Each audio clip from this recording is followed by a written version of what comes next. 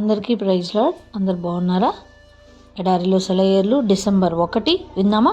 కాబట్టి దేవుని ప్రజలకు విశ్రాంతి నిలిచి ఉన్నది. హెబ్రీయులకు రాసిన పత్రిక 4వ అధ్యాయం 9వ వచనం. అన్ని దిక్కుల యందు వారికి విశ్రాంతి కలుగు చేసెను. యెహోవా వారి శత్రువులనందరినీ వారి చేతికి అప్పగించి ఉండెను. యెహోషువ 21:44. ఆయన దీనులను రక్షణతో అలంకరించును. కీర్తన 149:4.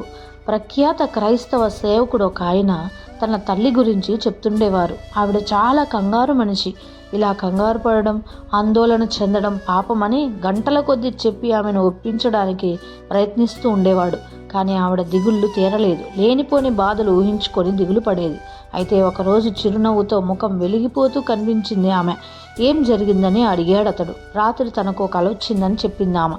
కలలో ఆమె రోడ్డు వెంట వెళ్తుంది. ఆ దారి వెంటే చాలామంది భారంగా కాళ్ళు ఈడ్చుకుంటూ వెళ్తున్నారు. వాళ్ళంతా తమ వీపుల మీద నల్లటి బరువైన మూటలు పెట్టుకొని నడుస్తున్నారు. చూడటానికి అసహ్యంగా భయంకరంగా ఉన్న దయ్యాల్లాంటి జీవులు వాళ్ళు మోసుకెళ్లేందుకు ఆ మూటల్ని అక్కడ పారేస్తూ వెళ్తున్నాయి. మిగతా వాళ్ళలాగే ఆమె కూడా అనవసరమైన బరువులు మోసుకుంటూ వెళ్తున్నదట.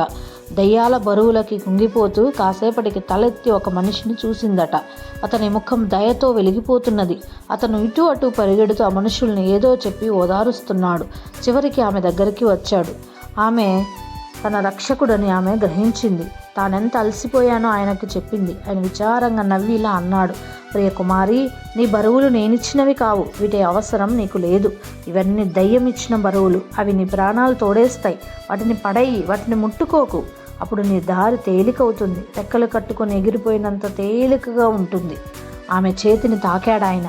వెంటనే ఆమెలో శాంతి సమాధానాలు చోటు చేసుకున్నాయి. ఆ బరువుల్ని నేలకు విసిరికొట్టి సంతోషంతో కృతజ్ఞతతో ఆయన పాదాల మీద పడబోతుండగా ఆమెకి వెలుగు వచ్చిందట. ఆవిడకున్న దిగుళ్ళన్నీ మటుమాయమైనాయి. ఆ రోజు నుంచి ఆమె జీవితాంతం ఆ కుటుంబం అంతటిలోనూ ఆమె అందరికంటే సంతోషంగా ఉండేది. రేయిలో సంగీతం నిండిపోతుంది. దినమంతా వేధించిన బాధలు తోక ముడిచి పారిపోతాయి. Praise the lord.